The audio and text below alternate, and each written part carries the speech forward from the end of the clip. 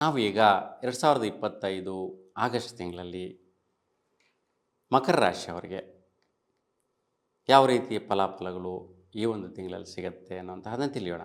ವಿಶೇಷವಾಗಿ ವಿವಾಹ ಆಗ್ತಾ ಇರ್ತಕ್ಕಂತಹ ಕಾರ್ಯಕ್ರಮಗಳ ವಿಚಾರದಲ್ಲಿ ಒಂದು ಒಳ್ಳೆಯ ರೀತಿ ಕಾರ್ಯ ಪ್ರಯತ್ನಗಳು ಶುಭ ಸಿಗುವಂತಹದ್ದು ಮತ್ತು ಆರೋಗ್ಯ ವಿಚಾರದಲ್ಲಿ ಸುಧಾರಣೆ ಮಾಡಿಕೊಳ್ಳುವಂತಹ ವಿಚಾರ ನಡೆಯುತ್ತೆ.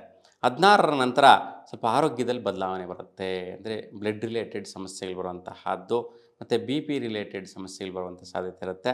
ಹಾಗಾಗಿ ಸೂರ್ಯ ನಮಸ್ಕಾರ ಮಾಡೋದ್ರಿಂದ 16ರ ನಂತರ ಆರೋಗ್ಯದಲ್ಲಿ ತುಂಬ ಸುಧಾರಣೆಯನ್ನು ತಂದುಕೋಬೋದಾಗಿರುತ್ತೆ. ಇನ್ನು ಕುಜಿನ ಫಲ ನೋಡಿದ್ರೆ ವಿಶೇಷವಾಗಿ ನಿಮ್ಮ ಸ್ವಸ್ಥಾನದ ಕಡೆ ಮತ್ತು ಲಾಭದಾಯಕ ಪ್ರಯತ್ನಗಳು ಹಠವಾಗಿ ಸಾಧಿಸುವಂಥ ವಿಚಾರದಲ್ಲಿ ಮತ್ತು ಭಾಗ್ಯವನ್ನು ಸಾಧಿಸುವಂತಹದ್ದಿರುತ್ತೆ. 14ರವರೆಗೂ ಒಳ್ಳೆಯ ರೀತಿ ಭಾಗ್ಯಗಳನ್ನು ಭಾಗ್ಯಗಳನ್ನು ಜಯಿಸುವಂಥದ್ದು, ಕಾರ್ಯನ ಜಯಿಸ್ತೀರಾ, ಕಾರ್ಯದಿಂದ ಬರುವಂತಹ ಅದೃಷ್ಟದ ಭಾಗ್ಯಗಳನ್ನು ಜಯಿಸುವಂತಹದ್ದು ಕೂಡ ಸಮರ್ಪಕವಾಗಿ ಸಿಗುತ್ತೆ.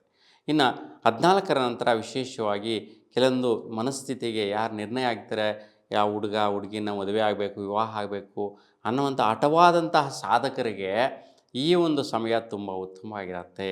14ರ ನಂತರ ಆಗಸ್ಟ್ ತಿಂಗಳಲ್ಲಿ ಹಠ ಸಾಧನೆಗೆ ಸಕ್ಸಸ್ ಸಿಗುವಂತಹ ರೇಟ್ ಜಾಸ್ತಿ ಇರುತ್ತೆ. ಅದಕ್ಕೆ ಈ ದಿನಗಳಲ್ಲಿ ಪ್ರಯತ್ನ ಮಾಡಬೇಕು. ಯಾರೆಲ್ಲ ಕೂಡ ಮನಸ್ಸಲ್ಲಿಟ್ಕೊಂಡು ಈ ಹುಡುಗಿನೇ ಮಾಡ್ಕೋಬೇಕು, ಇಲ್ಲ ಈ ಹುಡುಗನ್ನೇ ವಿವಾಹ ಆಗಬೇಕು ಅಂತ ನಿರ್ಣಯಗಳಿರುತ್ತೋ ಅಂತಹವ್ರಿಗೆ ಮನೆ ಕಡೆಗೆ ಸಮ್ಮತಿ ಸಿಗುವಂತಹದ್ದು, ನಿಮಗೆ ಫೇವರ್ ಆಗುವಂತಹದ್ದಿರುತ್ತೆ.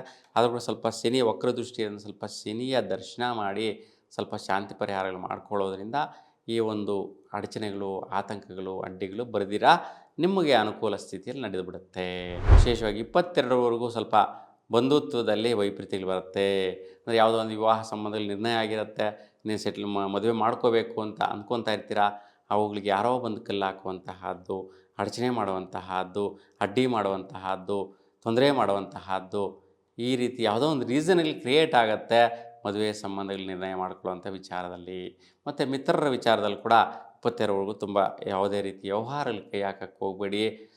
ಯಾಕೆಂತಂದರೆ ಅವ್ರ ಜೊತೆ ಮಾಡುವಂತಹ ಕೆಲಸ ಕಾರ್ಯಗಳಿಂದ, ವ್ಯಾಪಾರ ವ್ಯವಹಾರಗಳಿಂದ ಮಾನಸಿಕವಾಗಿ ಧೃತಿಗೆಡುವಂತಹದ್ದು, ಅಡಚಣೆಗಳಾಗುವಂತಹದ್ದು, ಆತಂಕಗಳು ಬರುವಂಥ ಸಾಧ್ಯತೆ ಜಾಸ್ತಿ ಇರುತ್ತೆ.